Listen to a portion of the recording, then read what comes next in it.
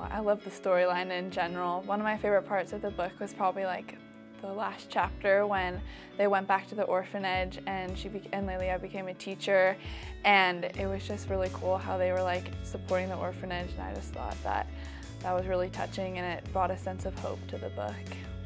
Well, first of all, it was a beautiful book. It was really well written, and the storyline was amazing about, really strong women.